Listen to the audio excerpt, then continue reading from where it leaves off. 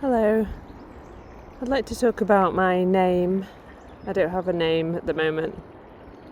I have a lot of trouble with being here because I was given a name when I was born, Debbie,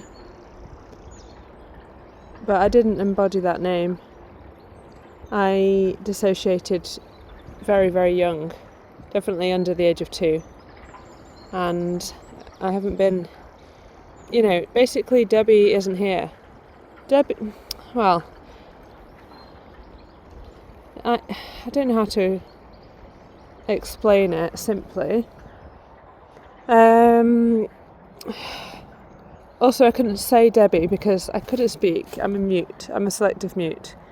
And not being connected to my body, I couldn't learn how to talk and I couldn't move my mouth. And I couldn't think. So I couldn't come up with anything I wanted to say. And as an adult, I first escaped from my reality, I would say, when I was about just turned 18. I think I was 18. Not just turned 18. And I went to Japan.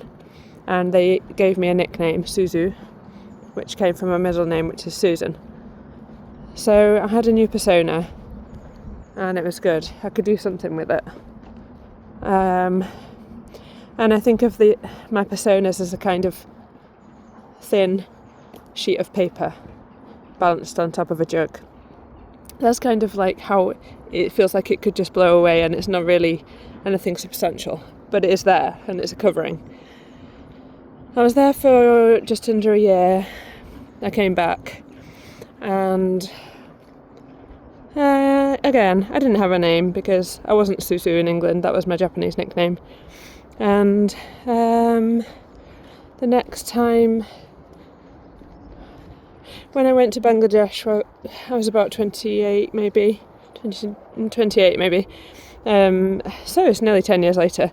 They like to call me by my middle name, which was Susan. I think Debbie and Deborah sounded unpleasant. They sound bad in some other languages. I'm not saying they're bad names in and of themselves, but when you say a foreign name and in some languages it means something, or it sounds unpleasant, or there's like a sound, kind of, what do you call it, vibration, or just the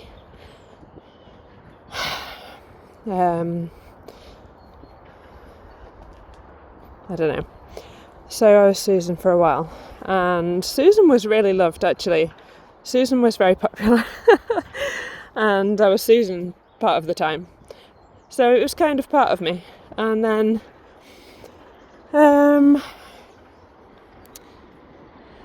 when I severed some of my connections with Bangladesh at a certain point, and I felt the need to change my name, and I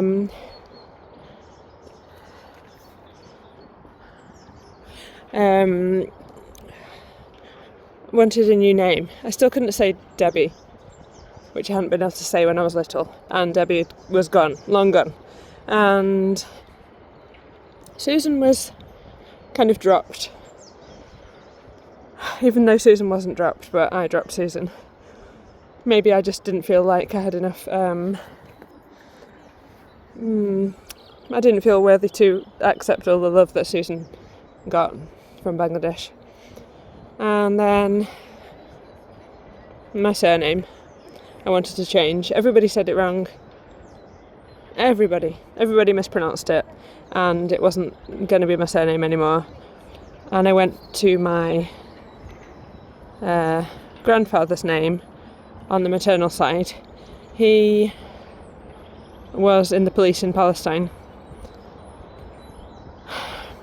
So there's some more things I'd like to talk about separately with that connection. And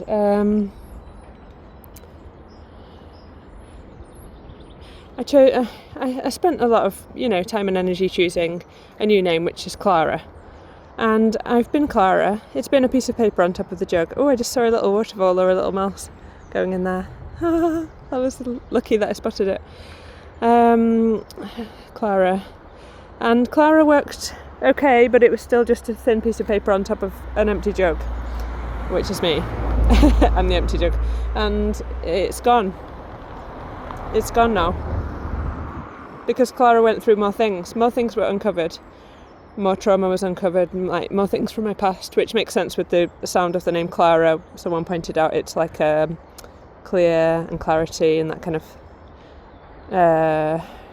association. And I want to be Debbie, but I can't find Debbie. I haven't found Debbie. And I thought Debbie was in Chester. That's where I lost Debbie when I was very young. So I went back and I tried calling Debbie to come back, and that hasn't really worked. So yeah, there's some more things to figure out. And at the moment I don't like it when people call me Clara anymore. But I haven't changed my name back to Debbie, and at least I can say it now. Seems like I can say it because I've said it a few times in this video. Yeah, that's where I'm up to with my name.